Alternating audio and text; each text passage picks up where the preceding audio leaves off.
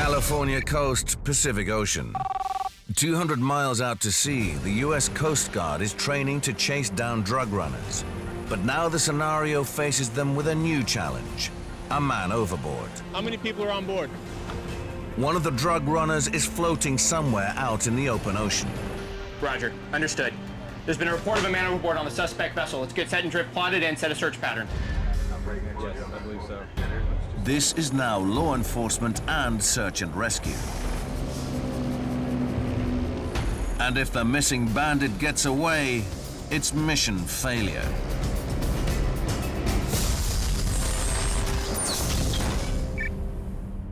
KwaZulu-Natal, South Africa. The crews of the world's heaviest hauling road vehicle are getting ready to face the final day of punishing hill climbs. Before the road train can start moving, Rodi is checking whether the €10 million cargo has survived the first 200 kilometers of hard road. You must check the impact recorders inside here. We'll show you there's no impacts. The load has survived its first day on the road. Wagons roll. Day two's first challenge is a section of twisty road. The steep cambers spell trouble for trailer technician Solly. Slowly, slowly, Squire, slowly, slowly. The trailer is articulated, allowing the load to swing around corners. But if the road slopes too much, the swings will become more violent. These could twist the beams supporting the precious transformer or even cause the vehicle to flip. Suddenly, there's a worrying screeching from under the trailer. There's something that's making us, I don't know what is that. I just want to check it now.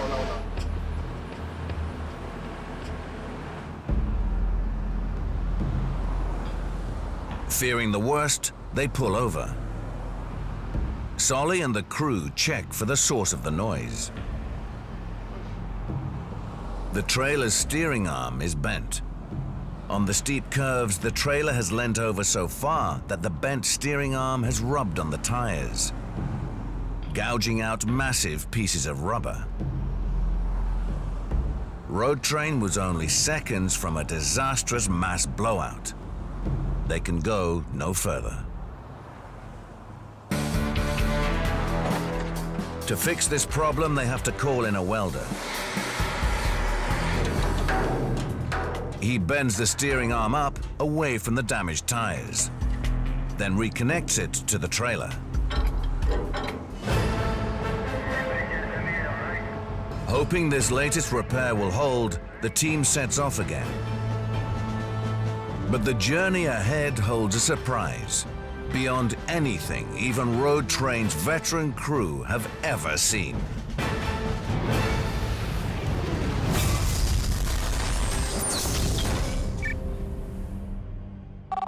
Düsseldorf, Germany.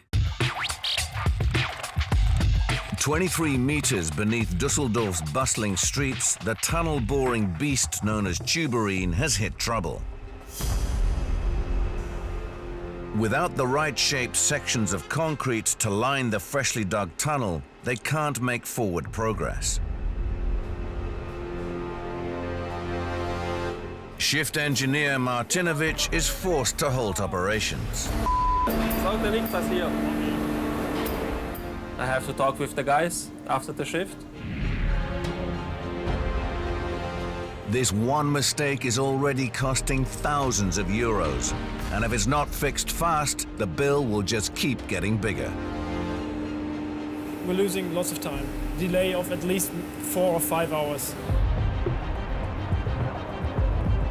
Above ground, amidst an unsuspecting public, Tuberine's team of surveyors keep a constant watch. If the tunneling causes the slightest shift in ground levels, these men must detect it before it can jeopardize surrounding buildings. The ground above Tuberine's cutting heads should be prevented from collapsing by a layer of compressed air.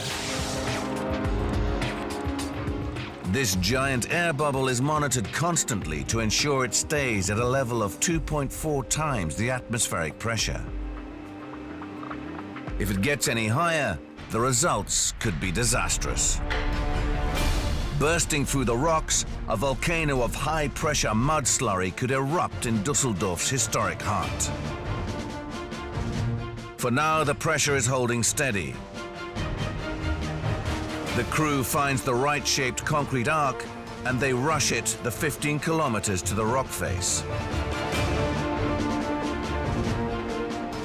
By the time Tuberine's robotic arm finally swings the arc into position, they've lost 2 hours of digging time. As Tuberine starts up again, the rumbles of her work echo through the darkness of the tunnel. But something's still not right. Chief Engineer Marcus Brack is straight onto the problem. Ja, Markus hier. Servus Henning. Hello, Marcos. Tuberine's guidance computer is jammed, and the 1,300-ton monster machine is lurching out of control. Wir fahren los, Schwester. With the computer down, all the dials and gauges provide no information. Tuberine could be heading anywhere. I need the target.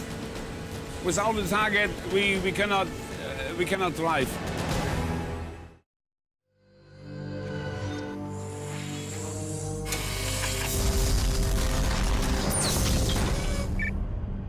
California coast, Pacific Ocean. 5:35 p.m. The training mission for the Legend's crew has switched from law enforcement to search and rescue. There's a man adrift in the ocean, and Dolphin 1 is on the case. But sunset is just half an hour away. Visibility for the searchers is getting worse with each passing minute. To maximize the man overboard's chances, Dolphin 2 flies a grid pattern around his last known position. They're hypothermic, they're cold, it's dark. There's no worse feeling in the world than thinking that you just flew over that person, but you were fatigued and you didn't catch it. Just as the sun starts to dip dangerously towards the horizon, the chopper's crew spots the fugitive in the water.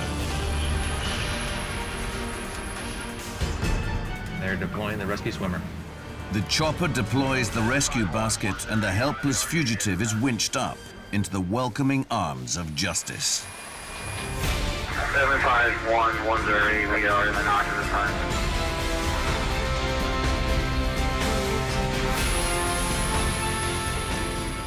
As the news comes in of the successful rescue, the Legend's crew can relax. Mission accomplished. Could be any time of day, any seas, any environment. You know, we train hard for it, we train professionally, we get out there and we get the job done. With its crew honed to a razor edge by ultra-realistic training, the Legend is a fearsome guardian of America's waters and a high-tech angel of mercy for those in peril on the sea.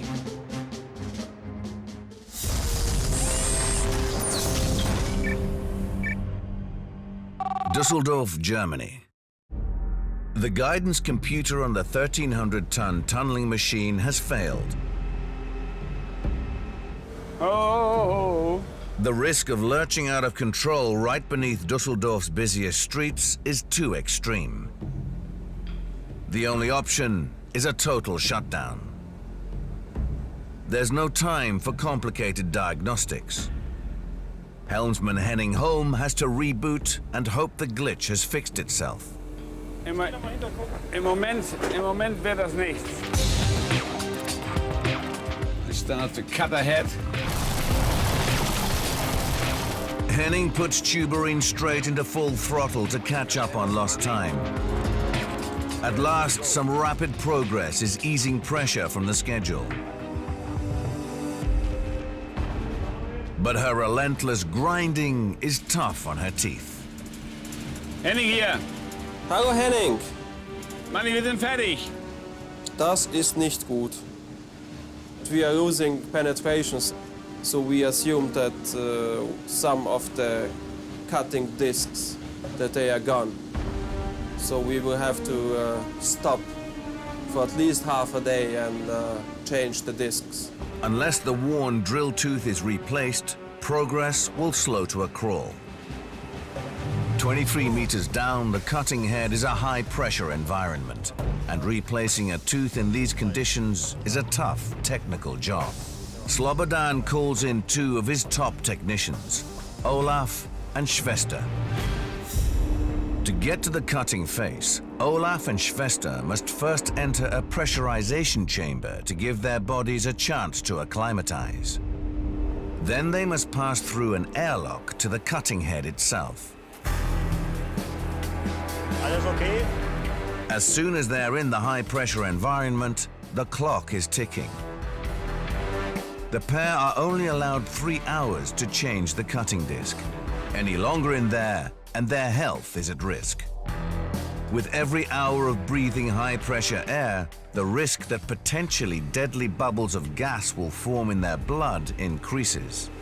I hope in 2-3 hours they will be out and everything will be okay, so we soon can start excavating again. But everything is not okay. The bolts holding the broken cutting disc in position are corroded, and they're not budging.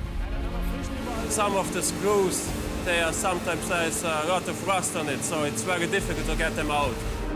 There's just 1 hour left before the mission must be abandoned. Achtung! With just minutes to spare, 150 kilos of hardened steel cutting tooth is replaced and tuberine is ready to go again. So, I start to cut ahead again. But the triumphant repair crew doesn't get to party. Their only reward is 2.5 hours of decompression and the satisfaction of a job well done.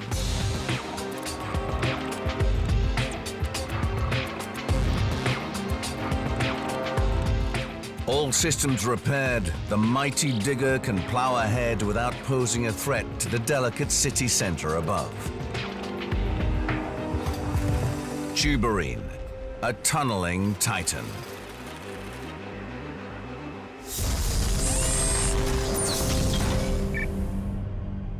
KwaZulu-Natal, South Africa. Road Train is carrying a 400-ton power transformer across the wilds of KwaZulu-Natal. But after weeks of dry weather, fires are sweeping across the hills. Road Train is forced to a halt.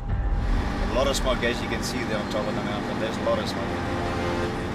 So we're just waiting to see what happens. Dennis and Rodi go to assess the fire. A sawmill blaze is spreading, engulfing everything in its path. All these people have lost everything. They've tried to move all their belongings, but all their buildings, it's all burnt down there. For the last 30 years, I've been watching. Last 5 years, I've been controlling it directly, and this is the first time I've seen this. Fearing the situation could deteriorate, Rodi approaches the police. Will you bring the truck through? Which one? The big one? No, it's most difficult to bring that one up because that one is huge and you can see the visibility. It's not that good. The fire could damage Road Train, her crew, and her precious cargo. Rodi relates the bad news to crew waiting a mile downwind. The traffic department say no, we can't go through the smoke. You understand? And we as a It is of nature, that we can do nothing about it. The team will have to wait for the fire to burn out. But at the sawmill, the situation is still deteriorating. The wind is picking up and it's blown a truck over in the middle of the road. The driver is unhurt, but the gusts are fanning the flames and the fire is growing. And I don't think this fire is going to stop now. It's going to continue, and it seems to be jumping across the road as well now. That's the next fear, so the fire is going to start raging.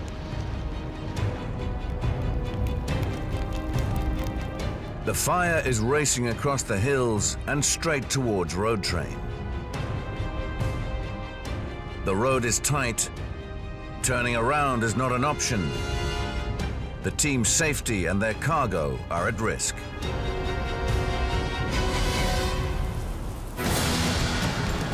But just when the situation looks hopeless, the road train crew gets its first bit of luck. The wind changes direction. The police let them risk driving past the fire. If the wind changes back too soon, they could be caught in the flames. There's no time to lose.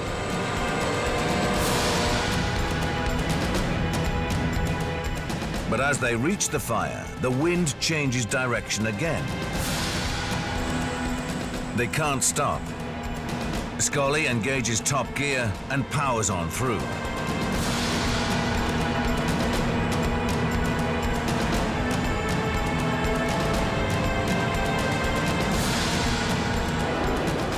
They clear the smoldering danger zone with seconds to spare and finish the last big climb of the journey. Safely back on level ground, Scully has to check whether road train's precious cargo has survived.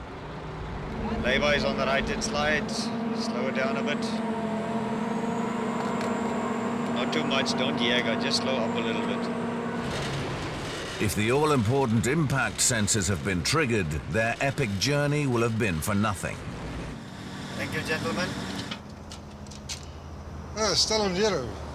That's good news. I like that very much. The cargo is safe, even after the journey of a lifetime. 100-kilometer journey. We've seen accidents. We've seen a huge fire.